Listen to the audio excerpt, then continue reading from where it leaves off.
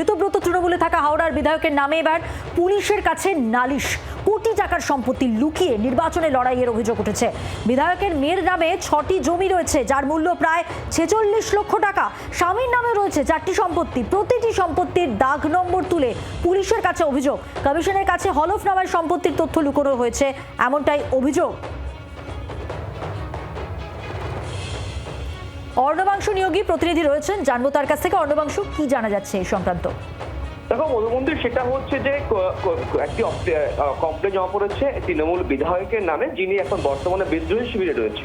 মামলাকারীর বা অভিযোগকারীর বক্তব্য যে ওই বিধায়ক তিনি তার নির্বাচনী হলফনামাতে একাধিক তথ্য লুকিয়ে গিয়েছেন। তার মেয়ের নামে কয়েক লক্ষ টাকা, প্রায় 40 লক্ষ টাকার উপর সম্পত্তি রয়েছে। তার স্বামীর নামে 4টি জমি রয়েছে, সেই সমস্ত কিছু লুকিয়ে গিয়েছেন। তাই পুলিশের কাছে তার নালিশ হচ্ছে যে তার বিরুদ্ধে পদক্ষেপ নেওয়া হোক, এবং সেইভাবে তিনি আবেদন করেছেন। যদি পুলিশ কোনো পদক্ষেপ না নেয় তাহলে কিন্তু তিনি কলকাতা হাইকোর্টে বা ন্যায়ালয়ের কাছে আবেদন করবেন, সেটা কিন্তু তিনি জানিয়ে দিয়েছেন অলরেডি। ধন্যবাদ।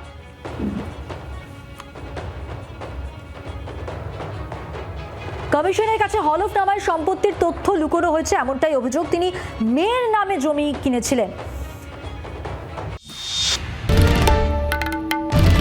বাংলার আওয়াজ, বাঙালির আবেগ, জি 24 ঘন্টা।